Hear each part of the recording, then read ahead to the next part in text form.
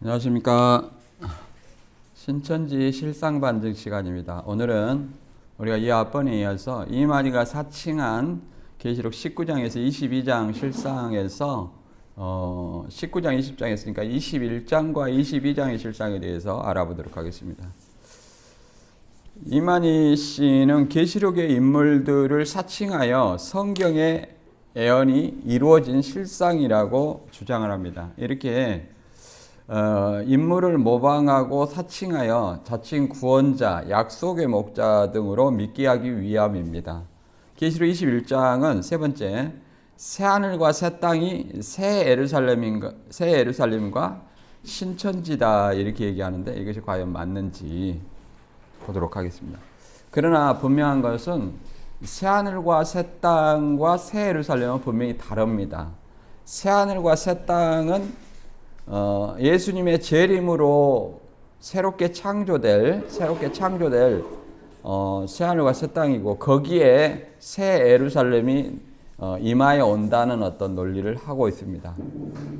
그리고 계시록 22장은 이제 새하늘과 새 땅이 이제 하나 되어서 생명나무와 이제 생명수의 강이 흐르는 그 하나님의 도성에서 삶을 얘기를 하고 있는데 여기에서 생명나무와 예수님의 사자와 신부가 이만희라고 주장을 합니다. 이것에 대해서 우리가 알아보도록 하겠습니다. 21장을 보면 계시록 20장까지 했으니까 21장을 한번 보면요. 세 번째 이제 21장. 계시록 21장의 새하늘과 새 땅과 거룩한 성의 존재는 뭐냐? 첫 번째, 새하늘과 새 땅이 84년 3월 14일 날 신천지라고 했는데 이 새하늘과 새 땅을 이제 어떻게 변개했는가 이걸 우리가 생각을 해봐야 됩니다. 그리고 두 번째는 새 예루살렘이 거룩한 성은 새 예루살렘이에요. 근데 하늘에서 있어지는 새 예루살렘은 전에는 신랑이라고 그랬습니다. 새 예루살렘이 순교 영들로 신랑이라고 그랬는데 지금은 또 새 예루살렘이 신부라고 변개를 했습니다. 그러면 신랑에서 신부로 이렇게 또 변개될 수 있는가 이걸 한번 보도록 하겠습니다. 84년 3월 14일 날 예수님의 재림으로 신천지를 창조했는가? 84년 3월 14일 날 예수님이 나팔 불고 이만희 씨한테 왔다고 얘기를 합니다. 나팔 불고. 예수님은 주재림 때 천사들이 나팔 불고 강림한다고 성경에 기록되어 있습니다. 이 기록을 인용을 해서 84년 3월 14일 날 마지막 나팔 불고 왔기 때문에 그날이 신천지 창립이라고 얘기를 합니다. 그때부터 새하늘과 새 땅이에요. 이것을 계시록 21장 1절에 보면 또 내가 새하늘과 새 땅을 보니 처음 하늘과 처음 땅이 없어졌고 바다도 다시 있지 않더라 이렇게 얘기를 합니다. 이걸 계시록 6장과 7장을 통해서 다시 한번 설명하면 이제 신천지 논리입니다. 신천지 논리는 계시록 6장의 영적 이스라엘 끝 선천세계의 종말 이렇게 얘기를 했습니다. 그러면 영적 이스라엘의 종말이라는 것은 해달별이 어두워지고 떨어지는 것을 이스라엘로 상징해서 종말이라고 얘기를 했습니다. 선천세계, 곧 처음 하늘과 처음 땅의 종말이라고 얘기를 합니다. 이것이 그러면 이 선천세계는 본래는 장막성전을 얘기합니다. 장막성전과 장막성전 신도를 처음 하늘과 처음 땅이라고 이렇게 얘기했습니다. 그러면 선천세계의 종말은 언제냐? 80년 9월 14일입니다. 이것이 이제 멸망자에게 42달 멸망을 당하기 시작하기 때문에 이게 선천세계 종말로 묘사를 했습니다. 신천지 이만희 씨가. 그리고 계시록 7장의 2일 후에 내가 보니 해가지고 이제 이스라엘 12지파 14만 4천을 창조하게 돼 있어요.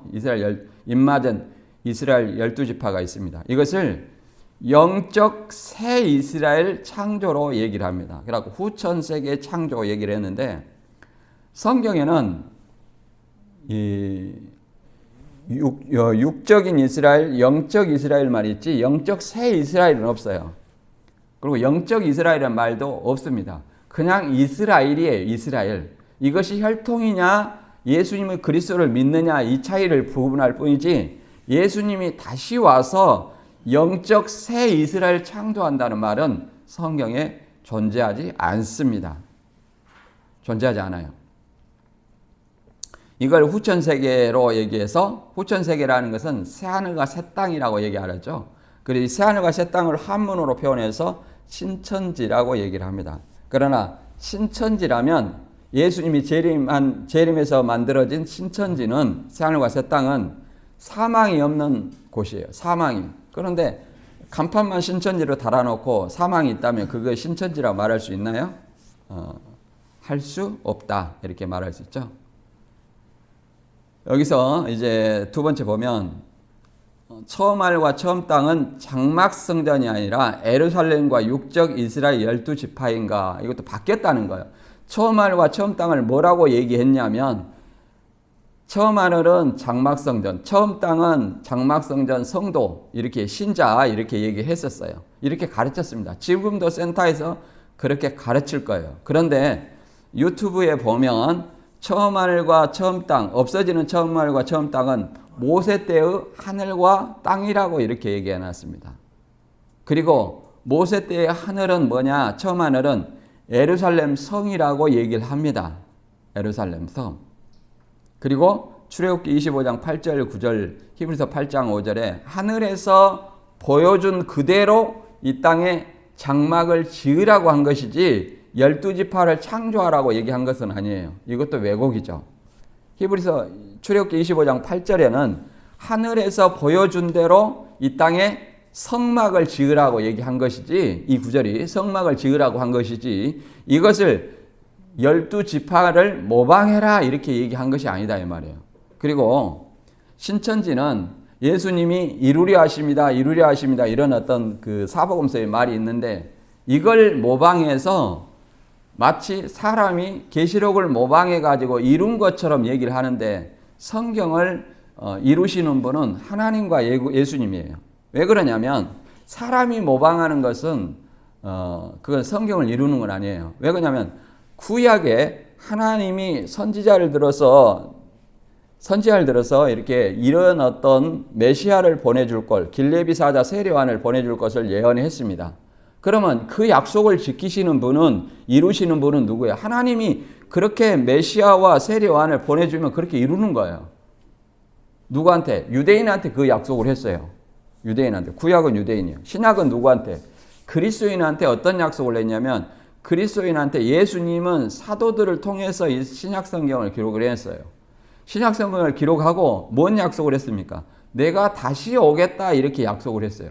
다시 오겠다 약속을 했지 이것을 어떻게 모방을 한다 이렇게 기록된 것은 없습니다. 그래서 예수님이 그렇게 이루시고 그렇게 오시면 되는 것이지 예수님이 약속한 것을 왜 이만희 씨가 모방을 하고 이루었다고 하느냐 이건 잘못된 거다. 그러면 사복음서 이루었다는 어떤 말은 뭐냐? 예수님은 성경에 나와 있는 구약의 메시아이기 때문에 그 행적을 그렇게 하는 겁니다. 하는데 그걸 누가 썼어요? 제자들이 쓴 거예요. 제자들이 예수님에게 구약의 39권을 배웠어요. 그러고 글을 쓰다 보니까 복음서를 쓰다 보니까 어떻게 해요? 아 이것이 구약의 이 말씀을 이룬 것이구나 하고 이렇게 이루려 하심이라 이렇게 얘기를 한 것이지 그것이 제자들이 이룬 것도 아니고 모방한 것도 아니고 예수님이 모방한 것도 아니고 예수님은 그냥 사역을 하신 거예요. 사역을 하신 것을 제자들이 그 말씀을 구약에 이루신 말씀이구나 이렇게 쓴 것이고 이걸 신약에서는 마찬가지예요. 신약에서는 어떻게 이게 모방하라는 어떤 근거 구절이 없습니다. 그래서 이것이 완전히 잘못된 것이다.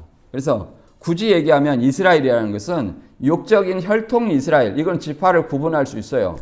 그러나 복음으로 믿는 예수님의 12제자는 구분할 수 있어요 없어요? 무슨 지파? 구분할 수 없습니다. 구분할 수 없어요. 그렇게 구분한다면 바울과 바나바가 전도한 소아시아 유럽은 어떻게 할 거예요? 무슨 지파입니까? 할 수 없다. 그리고 하늘 변개해서 이제 처음 하늘과 처음 땅을 장막성전과 장막성전 신도라고 했는데 어떻게 변개했냐면 하늘은 예루살렘이고 육적 땅은 뭐냐?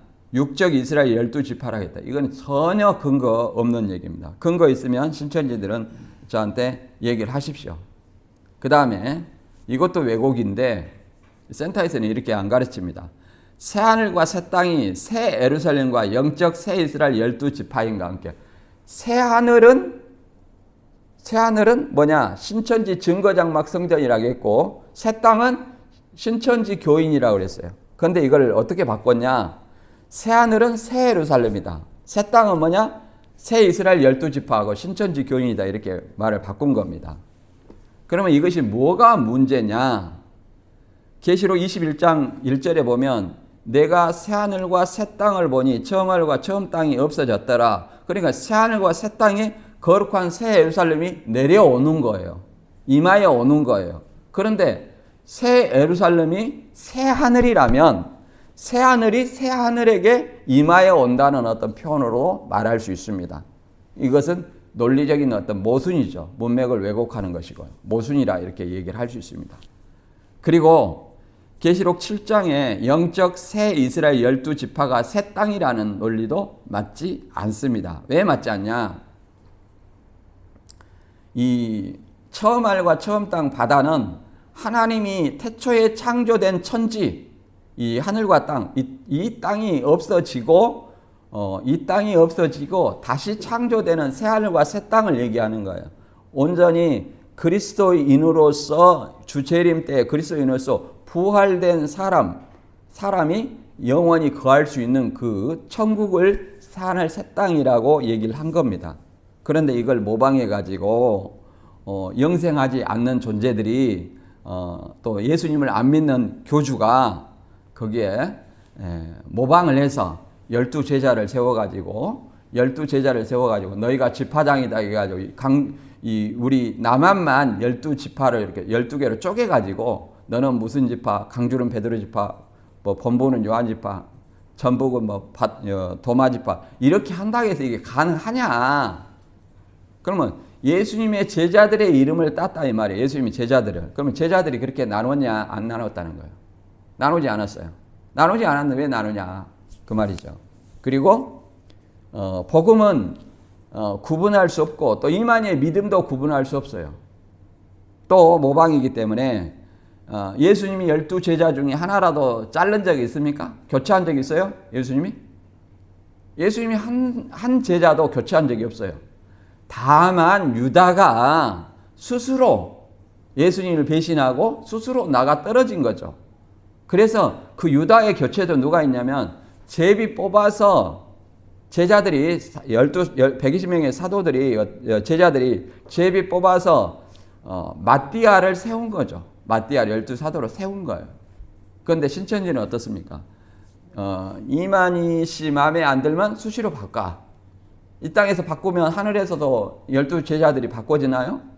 그래서 모방은 모순과 거짓말이 드러날 수밖에 없다 이렇게 말할 수 있습니다. 그래서 이건 거짓말이다.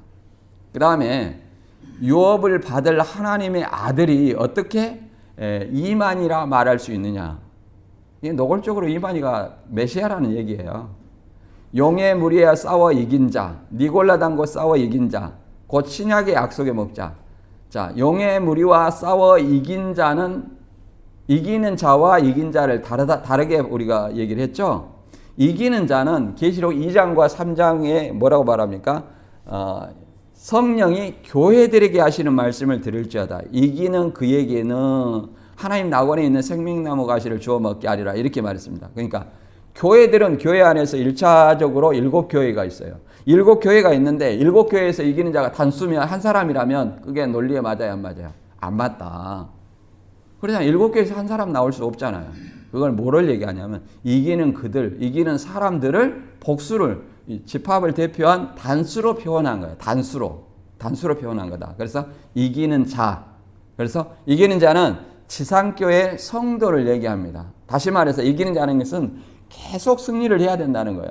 미혹에도 미혹받지 않도록 승리해야 되고 또 내 안에 어떤 신앙이 차든지 덧든지 이렇게 분명한 어떤 확실한 신앙을 가져야 된다. 이걸 이기는 자라고 얘기합니다. 이것은 내가 죽을 때까지 이것이 계속 승리해야 된다는 것을 의미하고 있고, 예수님이 재림할 때까지 이것은 이어지는 거예요. 지상교회 성도. 그 다음에 이긴 자는 더 이상 이길 대상이 있어요, 없어요? 과거형이잖아요. 과거형이요. 그럼 과거형이니까 이길 대상이 있어요, 없어요? 없다. 그래서 이긴 자라고 하는 거예요.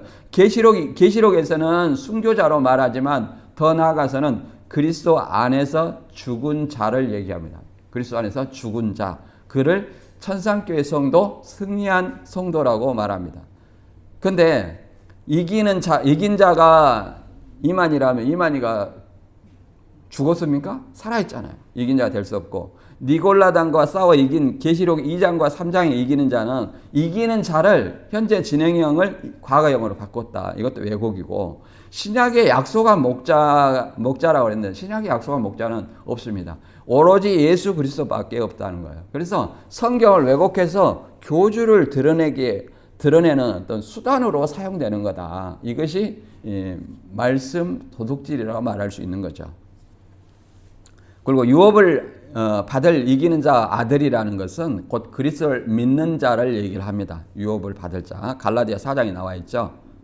그 다음 어린 양의 아내를 거룩한 성 새 예루살렘이라고 했는데, 본래는 이 거룩한 성 새 예루살렘의 구조가 순교자들로 돼 있다고 그래가지고, 순교자들은 영이잖아요. 영은 신랑이라고 그랬어요. 신랑이라고 했는데 이걸 신부로 바꿀 수밖에 없었던 이유가 뭐냐. 계시록 21장 9절에 보면 어린 양의 아내 곧 신부를 내게 보이리라 하고 거룩한 성 새 예루살렘을 보여주는 거예요.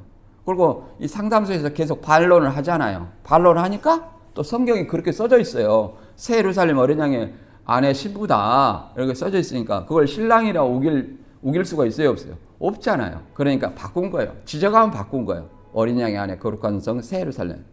그러면 새 예루살렘은 뭐냐? 여기서는 신천지는 뭐라고 그러냐면 새 예루살렘이 어린 양의 아내인 이유 얘기를 했습니다. 초림 제자들이 예수님의 말씀의 씨를 받은 영적인 아내 이렇게 얘기했습니다.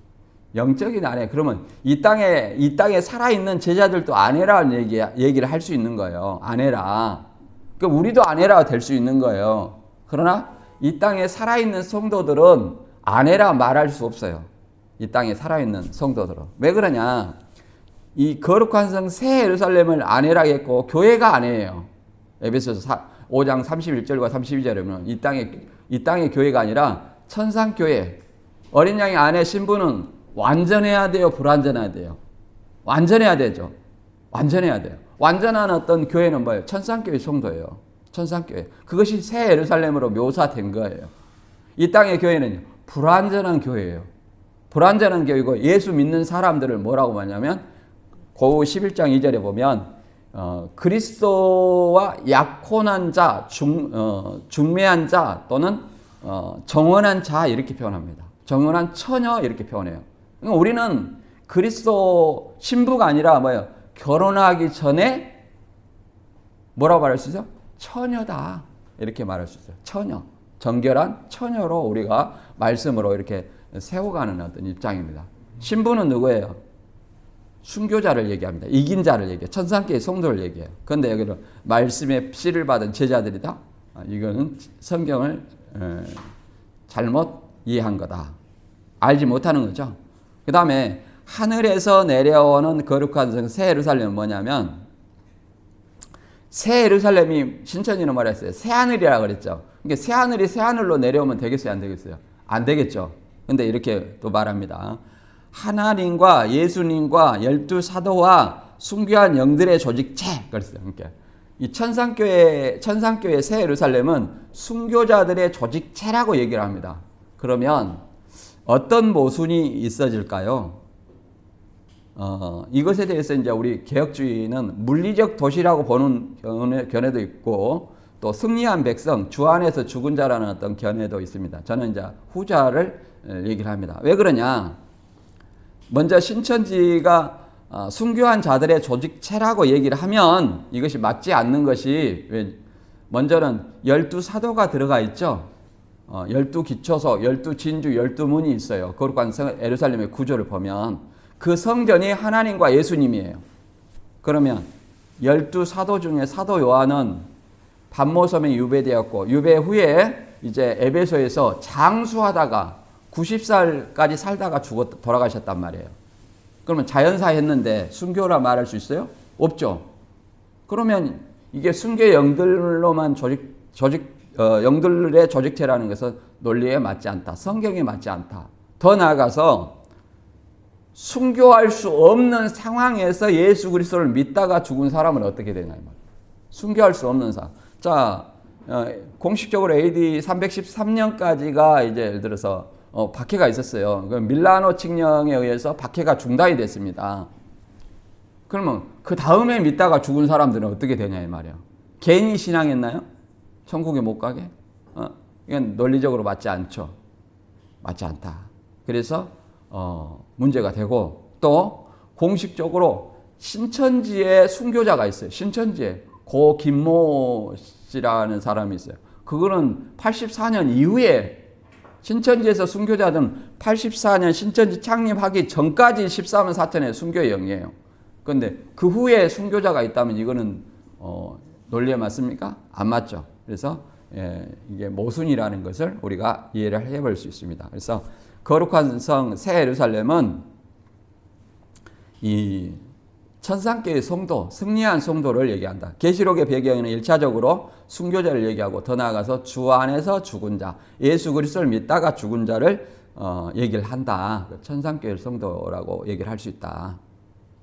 그 다음에 계시록 네 번째 22장의 새하늘과 새 땅과 거룩한 성은 이렇게 생명나무는 이만희, 선악나무는 오목사 이렇게 얘기합니다.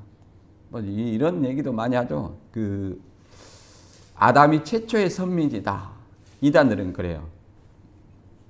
근데 우리가 그런 얘기 들으면 동의할 건 아니에요.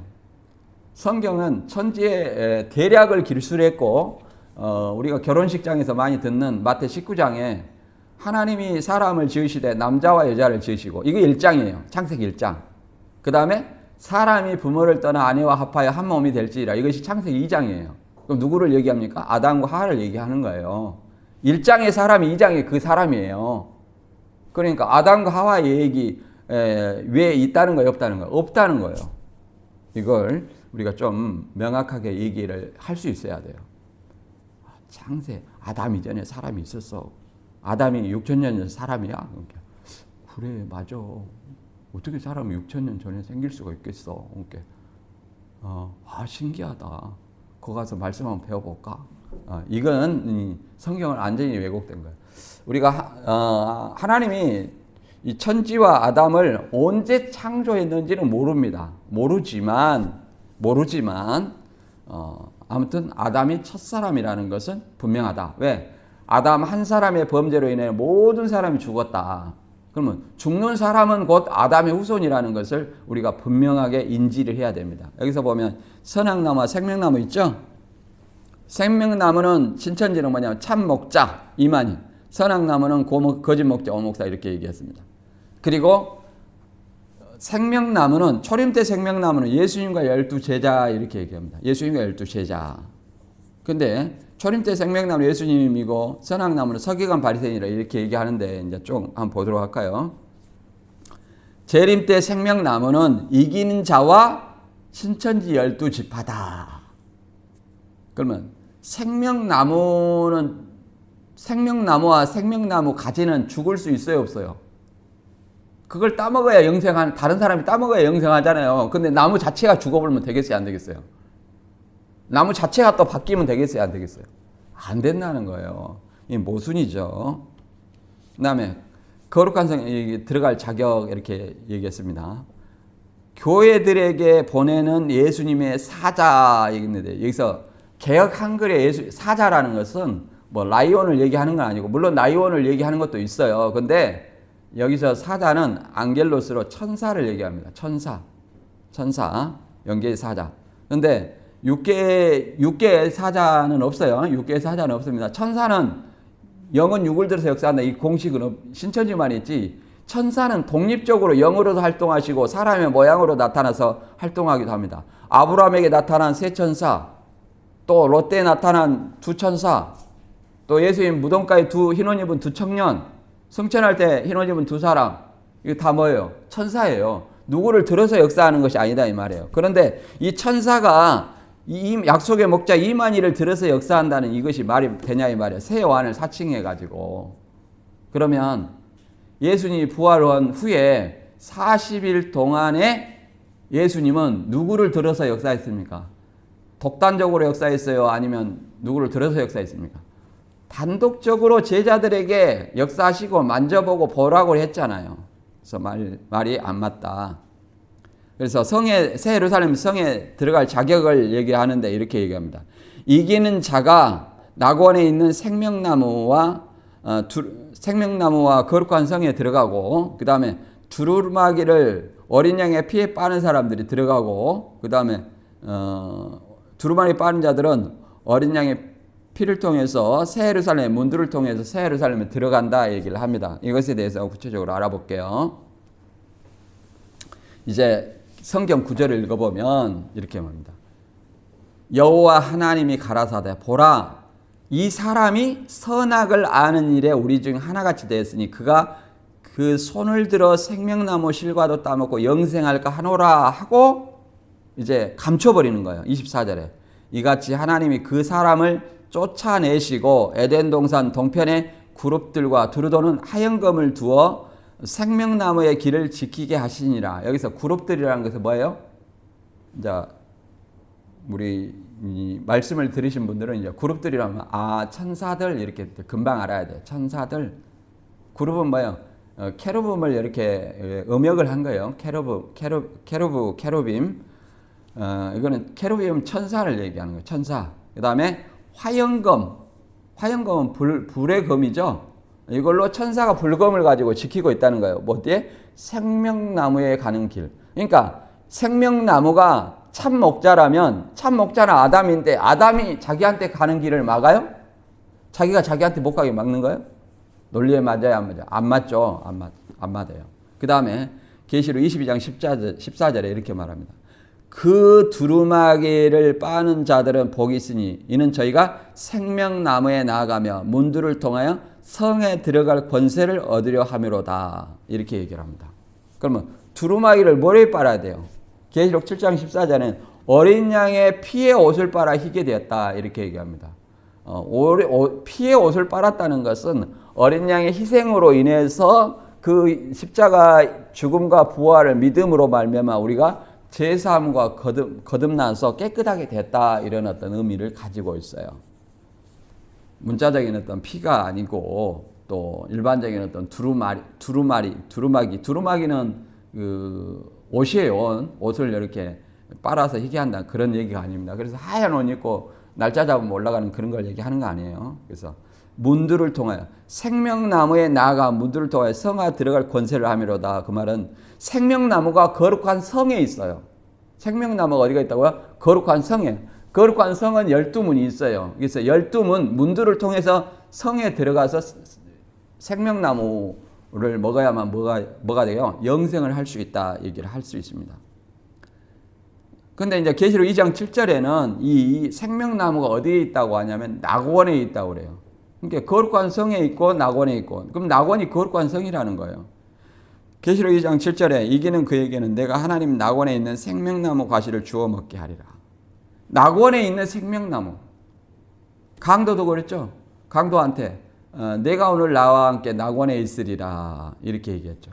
그러면 생명나무가 참 목자라면 또는 예수님이라면 이게 맞는지 한번 보도록 하겠습니다. 계시록 22장 1절 2절 보면 또 저가 수정과 같이 맑은 생명수의 강을 내게 보이니 하나님과 및 어린 양의 보좌로부터 나서 길 가운데로 흐르더라. 강 좌우에 생명나무가 있어 12가지 실과를 맺히되 달과 다 그 실과를 맺히고 이렇게 말합니다. 그러면 어린 양과 하나님과 어린 양과 생명나무와 생명수의 강이 하나입니까? 아니면 별도로 떨어져 있어요? 독립된 구조로 되어 있어요. 구별되죠? 구별됩니다. 하나님과 어린 양, 그 다음에 생명나무. 어린 양이 생명나무라고 얘기하지 않아요.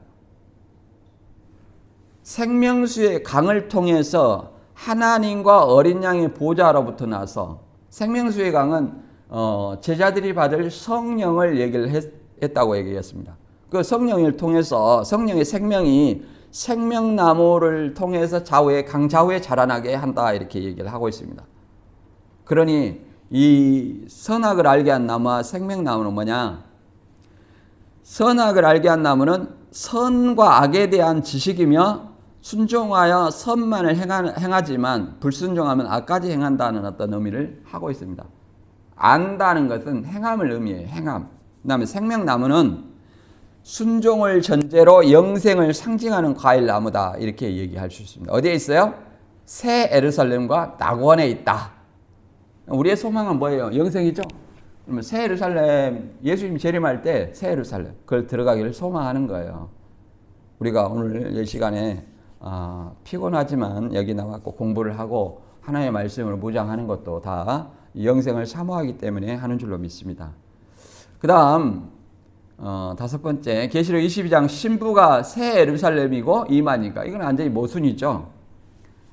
초림 때 예수님이 신부이며 재림 때는 이만희인가. 그 다음에 두 번째, 신부가 새 예루살렘으로 순교자의 영들인데 이만희와 신천지 교인인가. 참 이게 재밌는 말이 있어요. 신부를 뭐라고 그랬어요? 새 예루살렘이라고 했죠. 그러면 순교자의 조직체로 된 새 예루살렘이라고 했는데 또 누구라 했어요? 이만희와 신천지 교인이 신부라고 합니다. 그럼 뭐라는 거예요? 순교 영들이 신부라는 거예요? 아니면은 이만희와 신천지 교인이 신부라는 거예요? 두 주장을 같이 하는 거예요. 이게 논리적 모순입니다. 신천지들은 이거 알랑가 모르겠네. 자, 여기 보면 신약의 예수님이 신부인가? 지금 예수님을 신천지는 뭐라고 가르치냐면 신부로 가르치고 있어요. 신부. 마태 9장은 근데 신부가 될 수 있느냐? 아닙니다. 예수님이 신부가 아니에요. 신약에는. 구약에는 하나님이 신랑이고 신부는 누구냐면 이스라엘 백성을 얘기해요. 신약의 신랑과 신부는 누구예요? 신약의 신랑은 예수님이고 신부는 누구예요? 새 예루살렘, 하나님의 천상교회 성도들을 신부라고 얘기합니다. 우리가 아니에요. 우리는 이제 불완전한 교회예요. 불완전한. 우리는 정결한 처녀로 신부가 되기 위해서 준비를 하고 있는 거예요. 준비를. 그래서 마태 9장 14절에 이런 말을 하고 있습니다.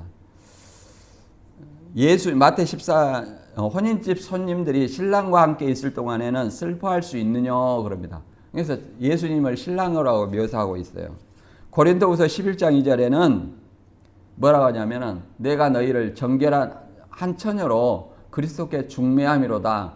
중매함은 뭐야? 약혼시키려 한다. 그 다음에 정혼시키려 한다. 이렇게 번역되기도 합니다.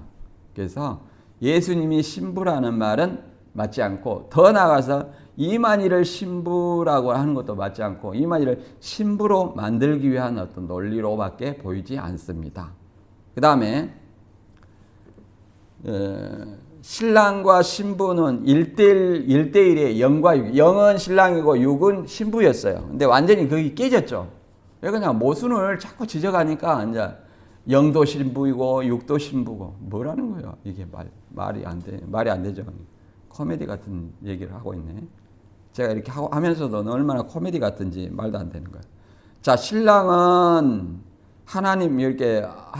하나님이고 신부는 뭐 예수님과 제자 이렇게 초림때를 이렇게 얘기합니다. 이건 아니에요. 예수님이 신부 아니에요. 신약에서는 무조건 예수님이 신랑이에요. 제자들은 처녀로서 입장이죠. 살아있는 이 땅에서는 처녀로서 입장이죠. 그 다음에 재림 때는 이렇게 말합니다. 이게 구약 신약 이렇게 구분하는 것이 아니라 신천지는 초림 재림 이렇게 구분해요. 재림 때는 예수님과 하나님이 신랑이고 신부는 누구냐? 이긴 자와 그 신앙이라고 그랬어요. 근데 조금 전에 신부를 누구라고 그랬어요? 순교의 영들로 조직된 새 예루살렘이 신부라고 그랬죠. 그러면 영들이 신부라고 하다가 지금 신부를 살아있는 이만희 씨와 신천지인을 뭐라고 얘기하는 거예요? 지금 신부라고 얘기하는 거죠. 이게 어떤 것이 신부인지 빨리 다시 신천지는 교리 정립을 다시 해야 됩니다. 그래서 신부는, 성경에서 말하는 신부는 뭐냐? 교회고, 그 교회는 뭐냐? 승리한 교회, 천상교회를 얘기하고, 천상교회는 새 예루살렘을 얘기한다. 이렇게 우리가 정리를 해볼 수 있습니다. 그래서 계시록 22장 16절과 17절에 보면 성령과 신부를 얘기하는데, 성령과 신부를 얘기하는데, 성령은 여기서 예수님을 얘기하는 거 아니에요. 성령을 신랑 대신 예수님이라는 것은 삼위일체를 부정하는 거예요. 성부와 성자와 성령이 있는데, 성부와 성자는 다르고 성자와 성령은 또 다른 거예요. 구별은 되되, 삼위일체를 우리가 이렇게 얘기합니다. 성부와 성자와 성령은 한 하나님, 동일한 하나님으로 구별은 하되 분리되지 않는다. 이렇게 얘기해요. 성부와 성자는 구별을 되되 분리하지 않는다. 이렇게 얘기해요. 분리되지 않는다. 이렇게 얘기해요. 근데 여기는 성령을 예수님으로 표현하고 있잖아요. 이렇게 표현하는 방식을 삼위일체에서는 양태론이라고 얘기합니다. 양태론. 예수님이 성령이냐, 성령이 예수님이냐, 이런 어떤 논리를 볼 수 있죠. 그 다음, 신부를 예수님의 사자 새 요한 얘기를 합니다. 신부를 예수님의 사자 새 요한 이렇게 얘기하는데, 예수님의 사자는 천사라고 그랬죠. 천사와 이 새 요한을 사칭한 이만희 씨가 같을 수 있느냐. 뒤에 그림자 보면 그 예수님이 이만희 씨한테 임했다는 거예요. 지금 이만희 씨한테 몇 번 임한지 몰라요. 그래서 우리가 즐거워하고 크게 기뻐하여 그에게 영광을 돌리세. 어린 양의 혼인 기약이 있고 그리가 아내가 예비하였으니, 그러면 아내가 예비했다는 것은 이미 하늘의 새 예루살렘이 준비되었다는 거죠. 그리고 우리도 예수님 그리스도가 강림하면 우리도 그 순간 우리가 뭐가 돼요? 그리스도의 신부가 되는 거예요. 그리스도 신부. 우리가 지금은 신부는 아니에요. 신부가 되기 위해서 처녀로서 준비를 하고 있는 거죠. 그래서 신부는 이만희와 신천지 교인이 아니라 또 예수님의 사자 새 요한이 아니라 누구예요? 천상교회 성도고 새 예루살렘이다. 이렇게 말할 수 있습니다. 성경을 보면 아까 초림 때는 예수님과 제자들이 예수님이 신랑이고 제자들이 뭐라 했어요? 신부라겠죠? 신부라겠는데 마태 9장 15절 읽어보면 이게 나와 있어요. 예수께서 저희에게 이르시되 혼인집 손님들이 신랑과 함께 있을 동안에 슬퍼할 수 있느냐? 그러나 신랑을 빼앗길 날이 이르리니 그때는 금식할 것이니라. 이렇게 말하고 있습니다. 여기서 유대인들이 세례요한의 제자들이 율법을 따라서 우리와 바리새인들은 금식하는데 당신의 제자들은 왜 금식하지 않습니까? 이렇게 질문을 했어요. 그랬을 때 예수님이 대답을 하는 거예요. 예수님이 뭐라고 하냐면, 예수님 제자들을 뭐라고 얘기하냐면 혼인잔치집의 손님들이다 얘기를 하죠. 자기는 뭐라고 그랬어요? 자기는 신랑이라고 얘기하잖아요. 그래서 혼인집 손님들이, 내 제자들은 혼인잔치집의 손님들인데 어떻게 슬퍼할 수 있느냐? 슬퍼할 수 없으니까 금식할 수 있어요? 없어요? 없죠? 금식할 수 없다. 그러나 신랑을 빼앗길 날이 이르리니 그때는 금식할 것이냐. 그러잖아요. 신랑을 빼앗기나. 예수님이 십자가 지시면 빼앗기는 거예요. 그때는 금식하라 얘기를 하는 겁니다. 그때는 슬퍼하라 얘기죠. 그런데 이게 이 초림 때는 신랑이 하나님이고 신부가 예수님입니까? 이거는 성경을 왜곡하는 것이다. 두 번째 이 땅에 있는 사람이, 이 땅에 있는 제자들이 또 예수님이 재림 때 신부라고 했는데 과연 그런가? 고린도후서 11장 2절에 보면 이 땅에 있는 교인들은 뭐냐? 내가 하나님께 속한 질투로 너희에게 질투하노니 이는 내가 너희를 순결한 한 처녀로 그리스도께 드리기 위해 한 남편에게 너희를 정혼시켰기 때문이다. 이렇게 말합니다. 이건 킹음정역에서 이렇게 번역하고 있어요. 정혼시켰기 때문이다. 남편이 그리스도에게 정혼시켰기 때문이다. 약혼한 사이예요. 우리는 그리스도와 약혼한 사이. 약혼한 처녀다. 다른 데로 시집갈 수 없어요. 이만희를 믿거나 다른 어떤 신을 숭배할 수 없다 이 말이에요. 약혼한 처녀다. 우리는 이렇게 얘기를 합니다. 그리고 신부는 뭐냐? 이렇게 에베소 5장 31절과 2절에 바울이 이렇게 얘기합니다. 이러므로 사람이 부모를 떠나 그 아내와 합하여 그들이 한 육체가 될지니 이 비밀이 크도다. 내가 그리스도와 교회에 대해 말하노라. 이렇게 얘기합니다. 그러면 여기서 창세기 2장 24절의 내용을 얘기하는 거거든요. 사람이 부모를 떠나 그 아내와 합하여 한 몸이 될지니라. 이렇게 이게 비밀이 크다는 거예요. 근데 그 사람은 신랑이잖아요. 근데 신랑을 누구로 표현하고 있어요? 그리스도로 표현하고 있잖아요. 그 다음에 아내와 합하여 한 몸이 될지니라. 근데 이 아내를 뭐라고? 교회라 얘기한다는 거예요. 그러면 우리도 우리 자체가 교회인데 우리를 얘기하는가? 그게 아니에요. 우리는 남편인 그리스도와 약혼한 처녀이고, 교회는 뭐예요? 정결한 신부는 누구예요? 거룩한 새 예루살렘이고 천상교회 성도를 얘기한다. 이걸 계시록 21장 9절에 보면 분명하게 나와 있죠. 일곱 천사 중 하나가 이리 오라. 내가 신부 곧 어린 양의 아내를 내게 보이리라 하고 성령으로 나를 데리고 크고 높은 산으로 올라가 하나님께로부터 하늘에서 내려오는 거룩한 성 새 예루살렘을 보이니 이렇게 말합니다. 그러면 신부이며 아내를 뭐라고 그래요? 이 새 예루살렘이 얘기하는 거잖아요. 그러면 새 예루살렘이 뭐라는 거예요? 교회라는 거예요. 어떤 교회? 천상교회라고 얘기한다. 이걸 누가 있냐면 새 예루살렘을 뭐라고 말하냐면 21장 22절에 성 안의 성전을 내가 보지 못하였으니 이는 주 하나님 곧 전능하신 이와 어린 양이 그 성전이심이라. 누가 성전이에요? 하나님과 예수님이 성전이라고 얘기를 합니다. 그래서 하나님과 예수님이 성전이고 12기초석이 그 성전의 주춧돌이 되어서 말씀으로 지어져 가는 거예요. 우리는 말씀으로. 그래서 신천지에서 얘기하는 어떤 얘기가 계시록에서 가감하지 말라. 계시록의 말씀에서 제하는 자는 계시록에 기록된 생명나무와 거룩한 성에 참여함을 얻지 못한다. 천국에 못 들어간다. 이렇게 얘기했는데 이 그림을 거룩한 성을 신천지라고 딱 얘기해놨습니다. 근데 신천지 못 들어간다. 그런데 이만희가 약속의 목자고 뭐라고 하느냐. 이만희를 약속의 목자, 생명나무, 이긴 자, 예수님의 사자, 신부 이렇게 했습니다. 이것 자체가 계시록에 가감하는 거예요. 이거 자체가. 어떻게 이만희 씨를 그렇게 말하고 있느냐. 정리 한번 해보도록 하겠습니다. 21장 21절 3번부터 읽어보겠습니다. 처음 하늘과 처음 땅은 장막성전과 장막성전 교인이라 했다. 하지만 변개후에 예루살렘과 육적 이스라엘인가? 아니다. 첫째 처음 하늘이 예루살렘이라 될 수 없으며 처음 땅이 육적 이스라엘이 아니라 처음 하늘과 처음 땅은 하나님이 태초에 창조한 하늘과 땅이며 바다는 용이 주관하는 세상을 심판해 없어진 것을 말한다.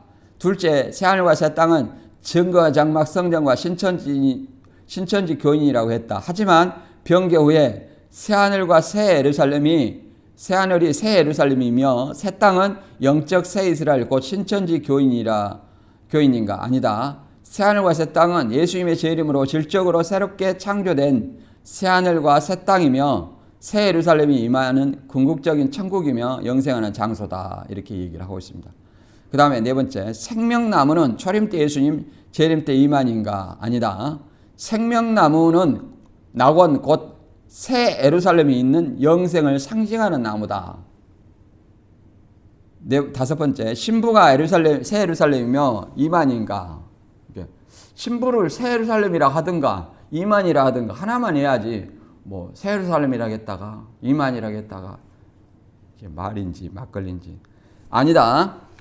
첫째, 새 예루살렘이 신랑이라고 했다가 변개 후에 신부이며 순교자 영혼들이라 한다. 하지만 신부를 순교자의 영혼들이라 했지만 이만희와 신천지 교인이 신부이면 이만희와 신천지 교인이 순교자들이 아니기 때문에 신부가 될 수 없다.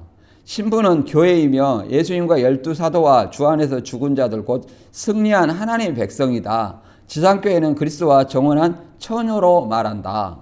이렇게 우리가 이해를 해볼 수 있습니다. 그래서 22장까지 봤는데 신천지가 이렇게 주장을 하는 것은 신천지에서 성경대로 이룬 실상이 있다 얘기를 하지만 실상이 없다는 것을 증명하는 말들이 날짜와 인물은 중요하지 않다. 있었다는 사실이 중요하다. 이렇게 자꾸 말하는데 이것은 성경대로 이루어진 실상이 없다는 것을 입증하는 얘기라 말할 수 있습니다. 그래서 따라서 이만희는 언제 누가 어디서 무엇을 하는지 보고 듣지 못한 증인이 아니라 거짓 증인이다. 이렇게 말할 수 있을 것입니다. 오늘 말씀 여기서 마치고 다음 시간에 다른 주제로 다시 찾아뵙겠습니다. 감사합니다.